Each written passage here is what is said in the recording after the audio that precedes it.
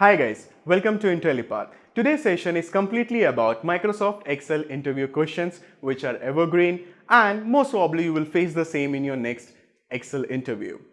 We have compiled a total of 30 interview questions which consist of Excel concepts, Excel formulas and thirdly with advanced Excel questions with practical hands-on so that you can practice the same on your own before you attend an interview. We assure you, if you go ahead and master these 30 questions, your interview will go ahead very smoothly. But before we move forward, make sure you subscribe to Intellipaat's YouTube channel so that you never miss out on the new upcoming videos.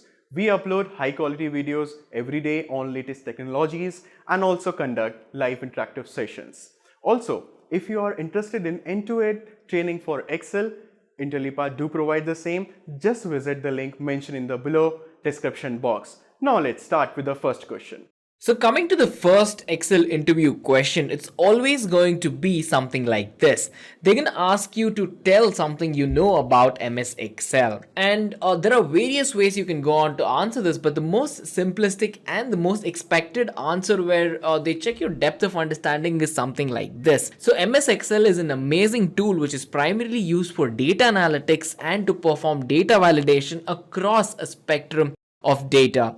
It has spreadsheets, it has a lot of workbooks and an amazingly put together user interface which helps a student or a professional go through the same and understand and churn through data very easily. So the second thing you need to know is that data sets form a very vital ingredient in the world of data science today. And most of these data sets are accessible, are generated and stored via a spreadsheet in the MS Excel format.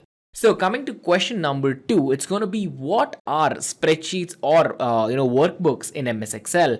Well, spreadsheets actually are a very organized form of presentation where data is stored in rows and columns, and the data stored in these rows and columns can be manipulated as per the user's requirement. But then they are mostly manipulated mathematically if they are numbers, like performing arithmetic operations, mathematical functions, statistical techniques, and much more. Coming to question number 3. What are the single blocks in the spreadsheet called as? Well, a single block in the spreadsheet is actually called as a cell, or in fact, they're called as a cell block as well. Let me quickly jump to Excel where we can check this out. For example, you can see all the single entities that are present here. Well, each of these are known as cells.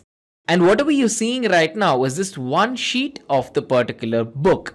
Well, a book can have more than one sheet and eventually we're going to get into that. But to create a new sheet, make sure to click the new sheet option and you can have any number of sheets that you desire. And again, each of these sheets will have the blank rows and columns where you can work with at any time of your choice.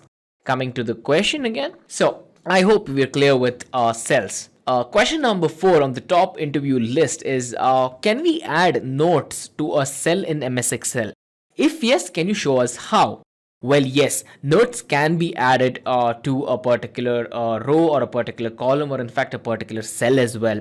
So basically, comments are added when there is more than one person accessing or noting something down, or it just might be one person as well. It just increases the readability and it makes sure that you can collaborate with others easily and they can understand via the notes that you've put. Putting a note is very simple in Excel, so let's check it out.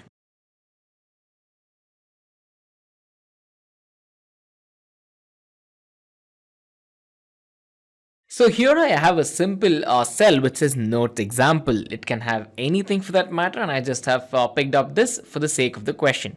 Alright, so to add a note to this, it's very simple. All you have to do is right click and click on insert comment. And you can put in any comment such as, we are learning MS Excel questions, right? And after that, pretty much you can click anywhere else and the note is stored. To access the note again, all you have to do is hover your mouse across that particular thing and you can see a tiny red tab at the end of it, right? On the top right part of the cell here. Well, this particular thing denotes that there has been a comment made and by who it's made as well. So admin, pretty much that's the name of the machine that I'm working on right now, and that's the access which I have. and pretty much it'll tell you what the comment is. We are learning MS Excel questions. So it is as simple as that. Coming back to the next question. Hey guys, quick info. If you're looking for a full-fledged Microsoft Excel online training program, then do check out Intellipaat's Excel course. Now let's continue with the session. Question number 5 asks, can each cell be identified and used individually, independently? Well, yes, cells have something called as cell addresses, which basically help them to be used uniquely at any point of time. Again, let's dive back to Excel. Well, you can see the column names which start from A, they go all the way till V, and pretty much there are lakhs and lakhs of rows as well. So each of these have actually an address through which you can access them. For example, if I place my mouse here at the first point of time, I am addressing it via the column A and the row 1. Hence, this particular cell has an address called as A1, which you can see here. This has to be B1, this is going to be C1 because it's C and it's 1. So what is this going to be? I am hovering my mouse here, right? Can you guys take a guess? It's under C, so it starts with C. It's the 6th row, so it's going to be C6, right? Let's take up another random one somewhere here. Sure. So this one is under L. This one is in the 13th row. So this is going to be L13. I hope you guys got this. Coming back to the presentation. So question number 6. Can comments be added to a cell block if we need it? Guys, we just checked out how we can add notes, right? It is pretty much the exact same thing. Yes, Excel allows comments, right? We just checked how it can be done. And this is done to ensure that there is better visibility, there is higher readability and good collaboration among teams who are working on the same sheet. Coming to question number 7. How can we make use of relative addressing in Excel?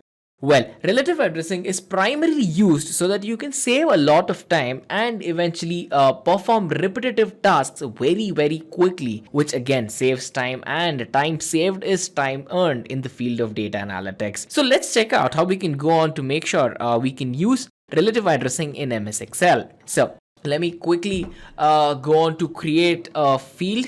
So I'm going to name this field as ID. Let me make it center align. Alright guys, to check out how relative addressing works in Excel, let's take a very simple example. For example, I have a column which says ID and I have 1. For example, let's say I need 2, I need 3, 4, 5, all the way till 10. It's going to be cumbersome to manually do this. So what's the most simple way to do it? Let's use relative addressing. For example, if I want 1 to be added to every single element, I just say equal to A2 plus 1. And what this does is it just took one value, added it to the value which is present here and gave it to us, right? Now the fun part comes. If I just drag and drop this entirely, as you can see, it is going to keep adding 1 to every single element. Again, I can just pick up random elements and I can start doing it as well. As you can see, every time that I am doing it, it's pretty much picking up one number. So if I have to change this, instead of 1, let's add 2 to every element, right? As you can check out, as I changed one particular element, everything else changed because we added 2 here, right? Now if we drag and drop again, everything should change because this time 2 was added instead of 1. And I hope you guys are clear with relative addressing. And this brings us to the next question, which is how can we insert new rows and new columns in MS Excel? Well, again, inserting columns and rows is very easily done and it is hugely advantageous as well. So to do this, let's quickly check out in MS Excel. Alright, so if we have to add a row here, let's say above this, you need to select a cell which has to be below that. For example, if I right click here and I say insert a row, you can actually check where you have to shift the cells. So if I'm adding a row, then the cells gets shifted down. As you could check, all the values which were present are right there. But then we just got another free row where, we can work out, we can put something. For example, here we can type in, double digit numbers. I'm just giving you guys a fairly simple example of how this is done. But then you could go on to do something just like this. Alright. So again, if we have to add a column, again, you can select anything, right click, insert, and you can shift everything right. If that's the case, as you can see, the value which was there got shifted right, and now we have an empty spot in this particular row of the same column. And I hope this was clear to you as well. So this brings us to question number 9. Can each of the cells in MS Excel be formatted if it is required? Well, yes. Excel supports a huge amount, a plethora of formatting options when it comes to working with each of the cells. This is done for customization purposes, and this is done to make sure that there is better data visibility overall as well. So again, let me remove everything and we can consider a simple example. So I'm going to call this name. Let's have, for example, age or something. This is just for the example purpose. So name, let me type in my name. It's Anirudh. And again, if we need to do something, all we have to do is click on format cells and then we are here. Let's say we need to change the font to it. Let's say we just need a bold version of it. All I have to do is click on bold and hit OK. And as you can see, it's done. Of course, all of these can be done from the shortcut you see here. But then there are certain things which you cannot access right there. So for example, let's say you want a strike through for some reason and you have a strike through as well. And there are n number of customization options that I've mentioned. So let's take out how we can work with a number. Again, format cells, we have number, there is various types. For example, the numbers can be actually a number place where you can have a decimal to be added to it. If it's a currency, there's dollar amount added, for example. You can have the date, you can have the time, percentage, and so much more. Since I just typed in this, it's showing me the percentage of it. So anyway, coming back to the next question. How can we customize the ribbon tab in MS Excel? Well, the ribbon tab is a godsend in my opinion when we're talking about MS Excel because it is extremely helpful by guiding a lot of users novice to advanced to basically give them a variety of options and a lot of tools as well. So let's dive back to MS Excel to check how we can do that. So coming to MS Excel right now, this is what is called as the ribbon tab, the home, insert, page layout, formulas, data, review and view. So this particular tab is called as a ribbon tab because it gives you everything at a very convenient way. In case if you have to add anything to this ribbon tab which you particularly need or use a lot, all you have to do is right click on it and pretty much you can customize the quick access toolbar here as well. So you have save, undo, pretty much this is the top part of it. To customize the ribbon, all you have to do is come to the customize the ribbon part of it. And you can see, for example, if you want some developer options here, all you have to do is tick the developer options and then hit OK. And now as you can see, you have the developer options here too. And it is as simple as that. Coming to the 11th question. Can you please show us how to freeze panes in MS Excel? Again, freezing panes is a huge boon when you're working with lots of data in multiple rows of the same columns. I'll show you what I mean. Let me quickly open up MS Excel. Again, for example, let me just remove all of these columns. Let me type in ID. Again, okay, so let's have ID. Let's have age. And for ID, again, we'll have one. Let's put in that same formula we used that time. All we're gonna do is drag and drop this for, let's say, 100 entries. Right. Even though this looks very simple and Spartan to you, as I'm scrolling down, you cannot see what column name this is, right? For example, we just created this called as ID and we know it. But then when you're working with it, let's say you're entering this in the 100th or the 101st field and you have to add more than one row of data, then you might not know what this column is, right? So to do this very conveniently, just select the rows and go to view. In view, pretty much all you have to click on is freeze panes. In the freeze panes, you can freeze the top row. See, now the entirety of the top row is frozen. So if I keep scrolling down as well, the first one is always there, as you can see. So you can see, even though I'm almost at the 100th entry, the first row which is pretty much there, the ID and the age. This makes it very convenient for all the developers out there to work with it. So anyway, coming back to the next question. Question number 12. How can we protect the workbooks in Excel? Well, Excel spreadsheets can actually be protected with a password. You know, each of the cells, rows, columns, and each of the sheets can also be logged based on the requirement as well. And data protection is actually a very vital tool and in fact a very widely used tool in MS Excel. So anyway, checking that out. For example, if we have to lock this particular cell, all you have to do is right click on it. Again, you'll have to click on format cells, and here you have the protection tab that you need to click on. In the protection tab, you can either lock the cells and you can hide the cells as well. If I go on to click hide the cells, pretty much as you can check it out, well, this cells cannot be accessed without any privileges. But there is a small catch. If our workbook is unprotected, then in that case, this will not make any sense because anyone can actually access this. So to protect the workbook or protect the sheet, make sure you click on the review bar in the ribbon tab, and here you can actually protect your sheet, protect your workbook and everything else. For example, if you have to protect the workbook, you can give a password. Let me type in a password and you can hit OK. We have to re-enter the password to make sure we entered it correct the first time, because if we lose the password, then it becomes a problem. As soon as we protect the workbook, now this workbook, the entirety of the workbook is actually protected.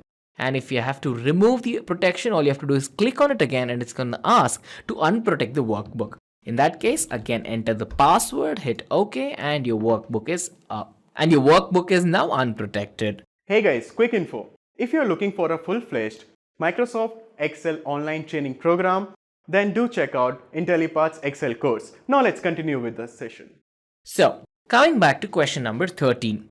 Can you please explain about pivot tables in Excel? Yes, pivot tables are one of the most widely used concept in MS Excel as well, because these are the tables which give out comprehensive details about the data present in the sheets. Well, they are used to analyze the trends, patterns, relationships, and all of the other concepts with respect to data analysis in the data fields present in the MS Excel sheet. And at the end of the day, it also helps in creation of dashboards and reports. I hope I was clear with this. Coming to the next small concept in the same pivotal concept, which is the pivot charts. What are pivot charts? Well, pivot charts are actually used in accordance with pivot tables to basically visualize them. The visualization ensures that we have nice looking graphs where the data can be visualized and in fact analyzed in a very beautiful manner. The visualization actually adds a lot of weight when it comes to the insight because it makes the graph more readable, more presentable and more pleasant to look at, and this in turn makes it very easy to interact with the data. Coming to question number 15. How can we format multiple sheets at once in MS Excel? This again is something very important and something very nice that MS Excel provides to us. It is actually very vital to do that because it saves a lot of time and it helps if there is a lot of redundancy as well. So let's check it out. So coming back to MS Excel, if we do have to copy the formatting present from one sheet to all of the other, all I have to do is select the cells that I want to do the changes to and right click on the sheet name and select all sheets. And after this, we can go on to add, for example, if we need a fill color to the columns, as you can see, I just added a fill color. Again, going to sheet 2, sheet 3, sheet 4, as you can see, pretty much all of that has been added with just one single click. Let me just Control Z so we can go back.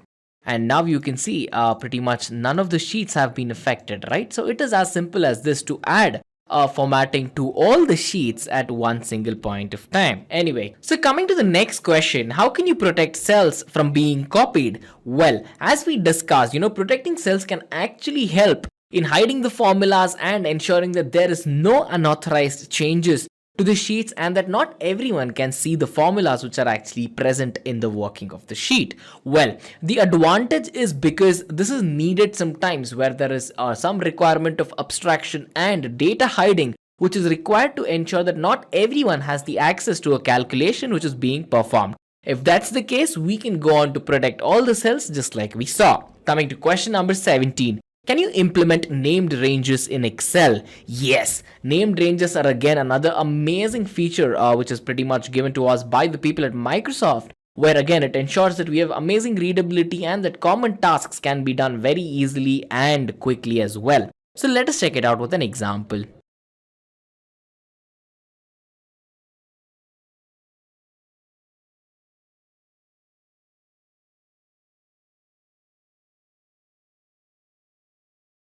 So here we are in MS Excel. I have a basic ID column with a formula applied to it where we're basically adding 2 to every single number one after the other. To go on to add name ranges in Excel, it's very simple. All you need to do is select all the rows and the columns that you need to go on to add the name ranges, and you can put in the name you want. For example, I just name this as IDs. So if I have to go check out the named range of my ID, all I have to do is click here. It says IDs and it selects all the IDs for me. If I have to do it for age, let's say there's 12, let's put in random ages here just for the sake of the example.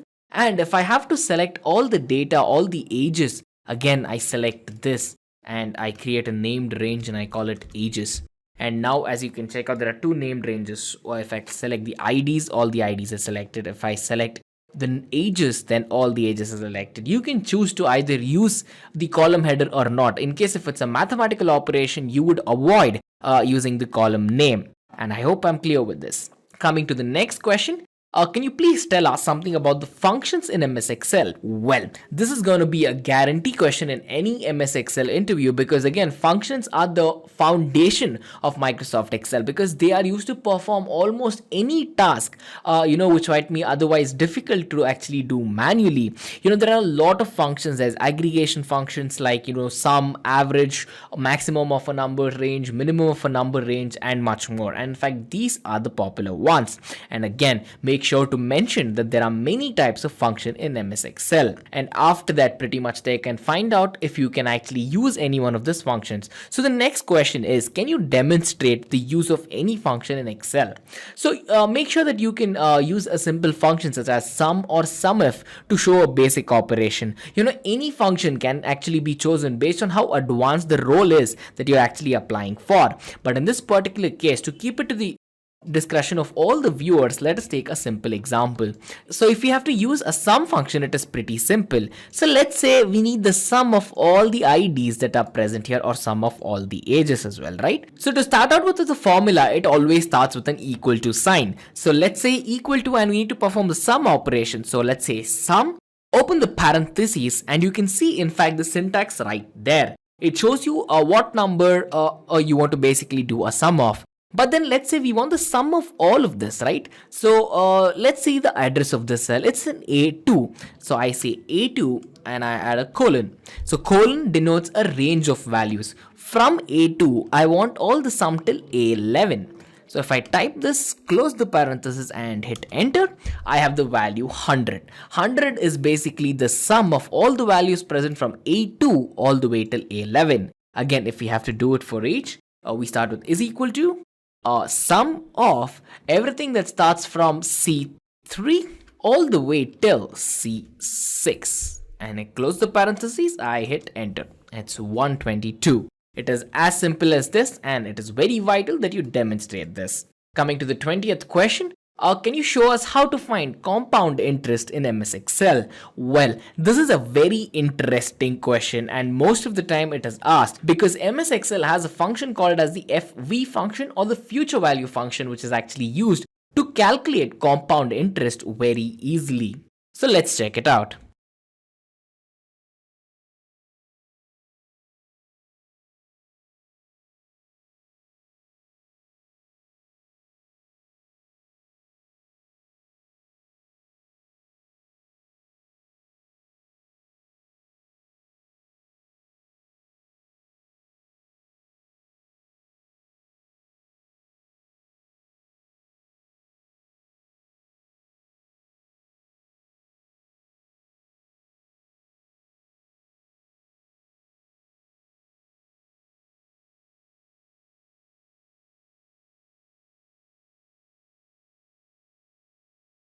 Alright, here is a sample sheet that I have created in MS Excel to check out the use of the future value function. So basically the future value function has a lot of parameters that you need to check. So to add it, let us type equal to FV. And here, as soon as I open the brackets, you can see there are multiple options for the future value function, right? There is rate, there is NPER, there is PMT, PV, types, and much more. So basically the rate argument is telling us what is the interest rate for that period. For example, in our case, it's 5%. So NPER is basically telling the number of payment periods. And then we have PMT, which is basically the short form for payment. And this is the payment which is actually made after each period has been crossed, right? So this has to be entered as a negative number because you will be giving money away. And then coming to PV and the type, basically PV and the type are given in square brackets because these are optional arguments. PV is just the present value of your future payments, and type basically says if there is a due at the end of your payment or not. If it's 0, it means it's the end of the period, there's a due, and if it's 1, it means there is a due at the beginning of the period. Basically, the default setting here is always 0. Anyway, coming back to here. So basically, to find the compound interest, all we need to do is we need to go on to dividing the interest rate with the term in years first. So the interest rate is at C6. So we need to divide C6 by C8 first as the first argument. And then after this, we need to multiply our C7, which is the particular term in years, with respect to our compounding period, because this is how many times the value gets compounded every single year. And after this, as I mentioned, the default value is going to be 0. And we're going to have to give the negative value because that is the amount which is being taken from us. So the present value is $1,000. So I'm going to type in minus C5, which is basically subtracting the present value, which is 1,000. And as soon as I hit enter here, it's going to give us a calculation which is $1,647.01. And as you can check out, this is going to be the compounded value of an investment of $1,000 in 10 years, guys. This is the final future value that you're going to obtain. Hey guys, quick info. If you're looking for a full-fledged Microsoft Excel online training program, then do check out Intellipaat's Excel course. Now let's continue with the session.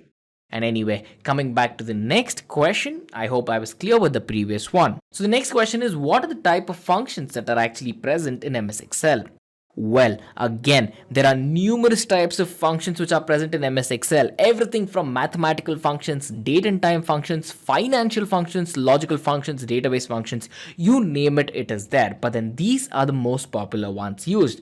And in fact, these days, all the statistical functions are being used for various reasons because this entire world has become a big data problem. And to go on to analyze that and to perform very good analytics on the same, MS Excel is in fact a very good tool.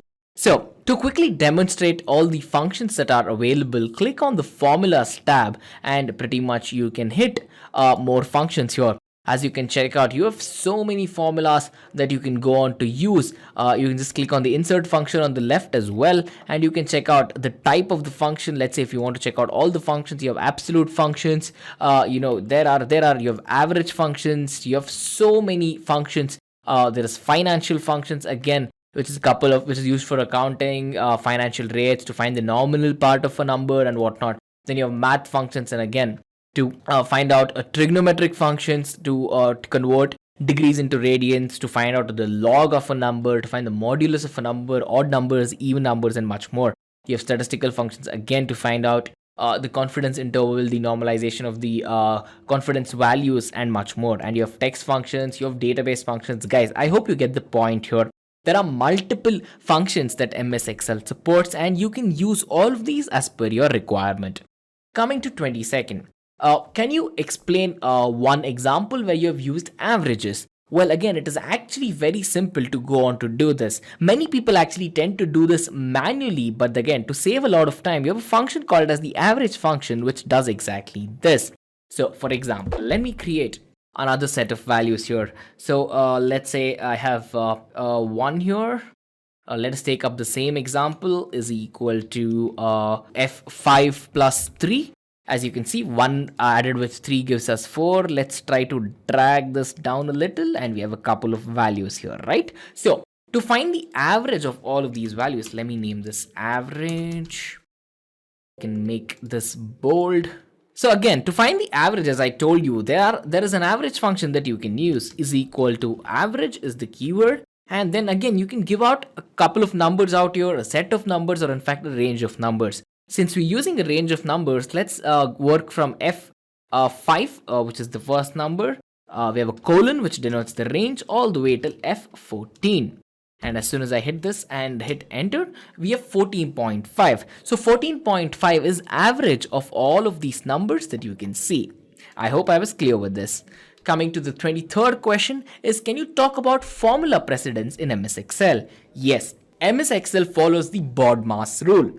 The BODMAS rule, the B in the BODMAS rule stands for brackets, O stands for order, D stands for division, M stands for multiplication, A stands for addition, and S stands for subtraction. The rule works from left to right and the precedence is given in such a way. Let me explain with an example and you should too. So, let us take up 3, 5 and 7 here. Alright, so we can remove all the other values in fact. So, I have 3 values on your screen right now, 3, 5 and 7 as you can see here.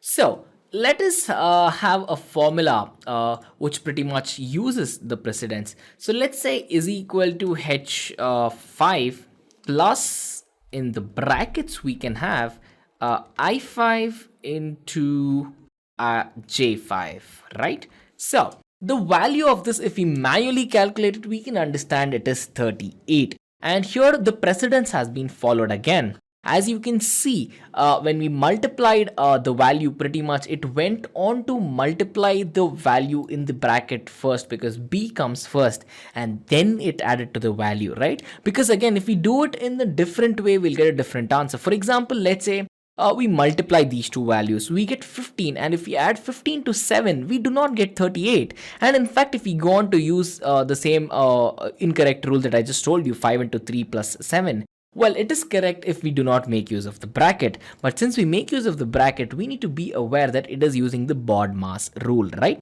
So these two numbers are getting multiplied first and then this number is getting added to it. Well, if there weren't any brackets, pretty much H5 would have been added with I5 and then it would have been multiplied, which would not give the value of 38. And again, 38 is the correct value out here. This is how a very simple example can be shown on how precedence works.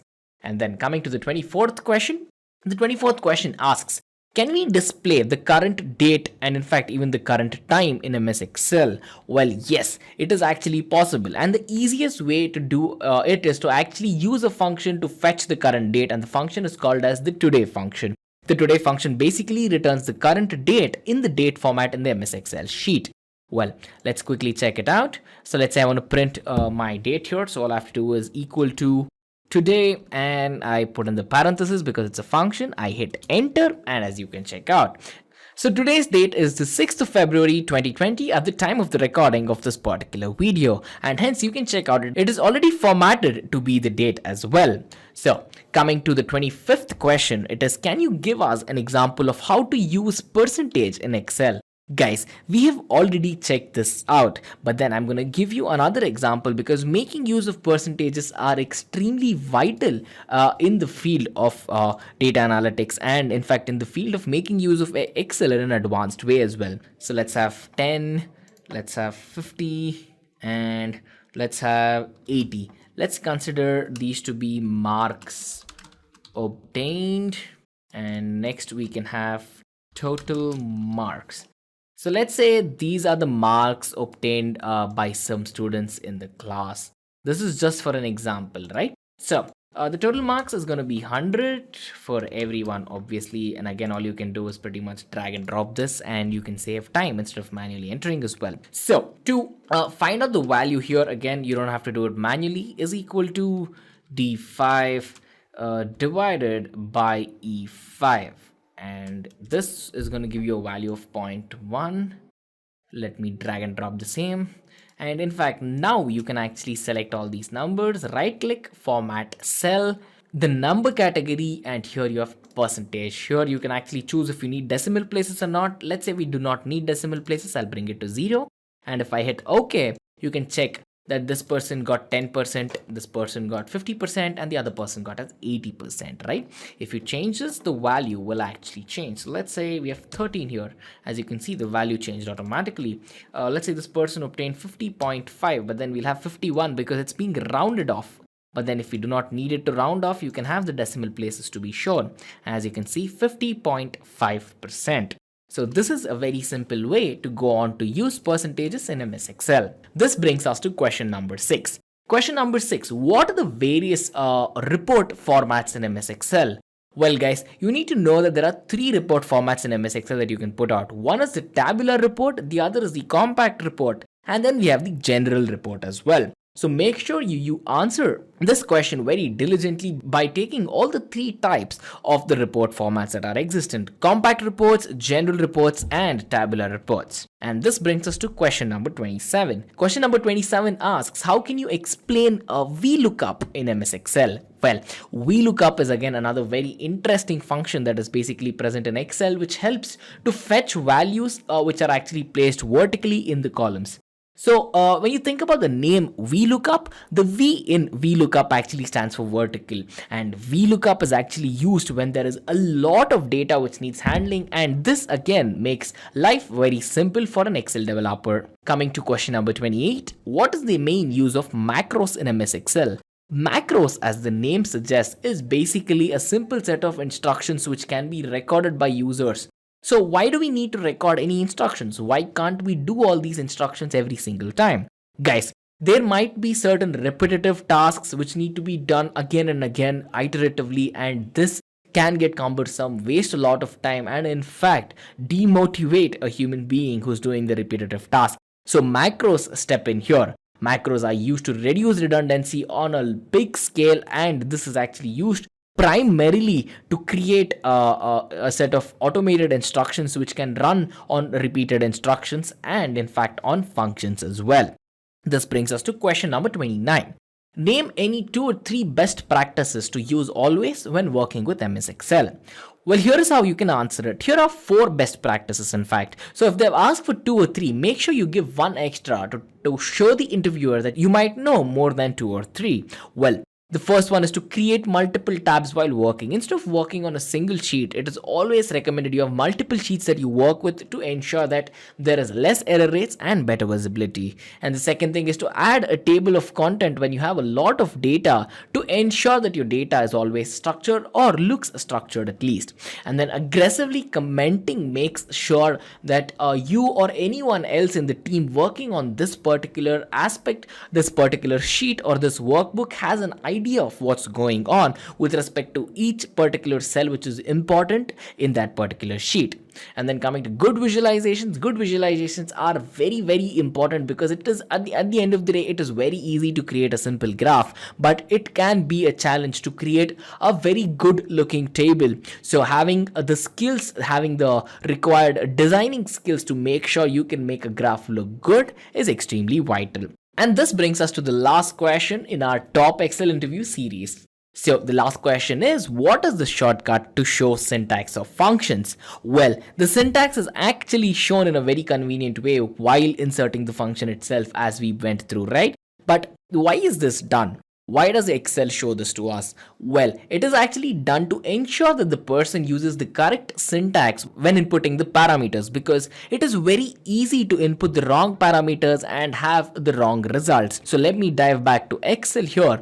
And as you can pretty much check out, let me use a simple function again. So again, coming back to the future value example, as soon as I hit FV and I open the brackets, you can see the parameters which are shown here so that the user can always look at this while entering the values in case if the person is using the function for the first time. So there's another way to do this. You can click on insert function in the formulas tab, and pretty much you can go on to search for the function here as well. So if we need the FV, we can have to scroll down and click on FV. Again, it tells you what the future value function does as well. So it's basically future value of an investment based on the periodic constant payments and the constant interest rate as well. So if you click OK here, it adds that, and you can add the rate, NPM, PMT. It's in bold because, as I've mentioned, these are the compulsory values and PV and type are optional numbers, and pretty much it will tell you what each of the columns actually be put as well. For example, this is the interest rate, and this is the total number of payment periods as I mentioned, and PMT is basically the payment made in every single period, and you can see it is conveniently shown in MS Excel. So just like this, there are multiple ways MS Excel makes life easier, and in fact, working with MS Excel is considered to be a very good advantage for a person looking out to increase his skills in MS Excel, or in fact looking out for a data analyst job and more. So you've reached the end of this section. I wish you all the best for the interviews that you're going to attend, and make sure to revise all of these questions thoroughly. Hey guys, quick info. If you're looking for a full-fledged Microsoft Excel online training program, then do check out Intellipaat's Excel course. So this brings us to the end of the video. We hope you found this video informative. If you have any queries, please do leave a comment in the comment section. We'll get back to you at the earliest. Thank you for watching.